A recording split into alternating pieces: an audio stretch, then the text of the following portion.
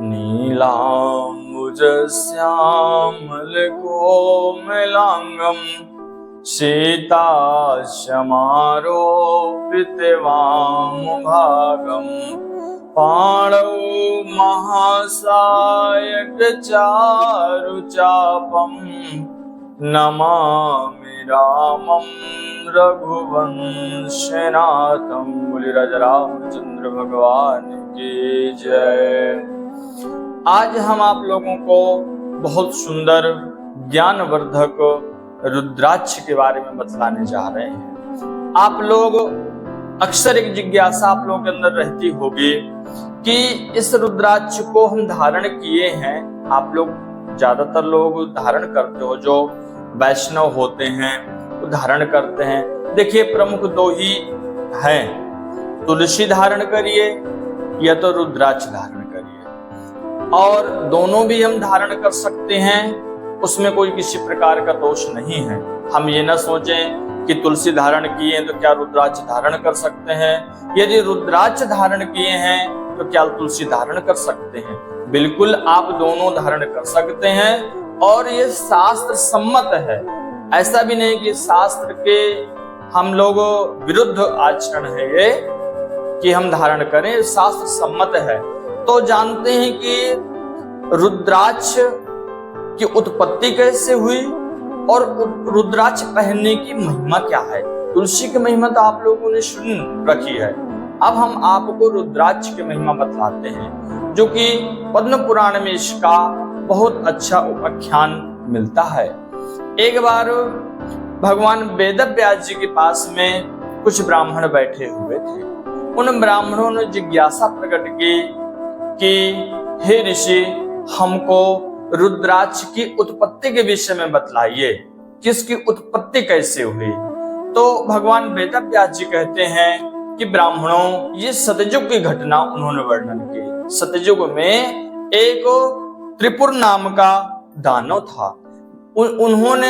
उसने ब्रह्मा जी की खूब तपस्या की, खूब उपासना की। ब्रह्मा जी ने प्रसन्न होकर उसको मनचाहा वर दिया। वर पा करके वो देवताओं को परेशान करने लगा। आए दिन स्वर्ग में देवताओं को मारता, अपहरण करता और नाना प्रकार से उनको पीड़ा देने लगा।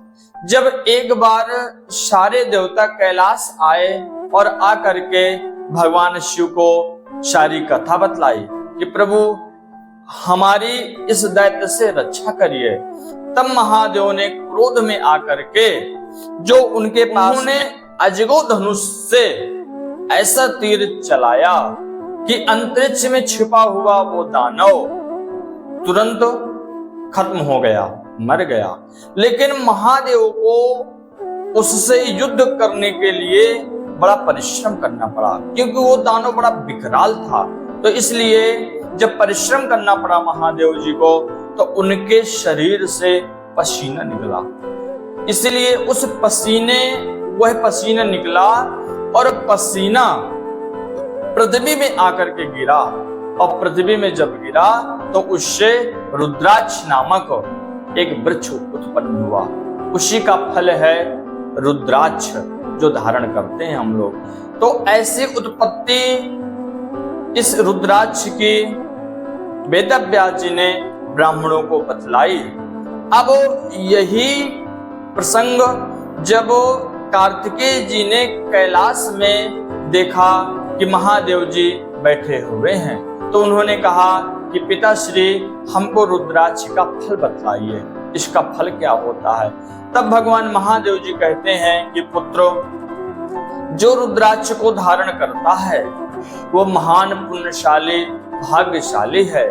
जो व्यक्ति रुद्राक्ष को अपने हृदय में धारण करता है तब वह पग पग पर अश्वमेघ यज्ञ का फल प्राप्त करता है। जो इसको छूता है या जो इसको धारण करता है वह स्वर्ग और मोक्ष दोनों का अधिकारी होता है। इसी पर महादेव जी कहते हैं कि मनुष्यों की तो बात ही छोड़ दो, यदि कोई हिंसक पशु भी रुद्राक्ष को धारण करके मर जाता है तो उसकी भी शतोगति होती है, उसका भी उद्धार हो जाता है, ऐसा महादेव जी बतलाते हैं। कहते हैं जो रुद्राक्ष को धारण करता है वह मनुष्यों से, देवताओं से और ऋषियों से सबसे पूजित होता है। वह भाग्यशाली है, वह बहुत पुण्यात्मा है। और रुद्राक्ष जो धारण करता है या रुद्राक्ष की माला से नाम जप करता है, वह भी महान अक्षय पुण्य का भागी होता है। इस प्रकार महादेव जी ने कार्तिकेय जी को रुद्राक्ष की महिमा बतलाई। बोले राजा रामचंद्र भगवान की जय।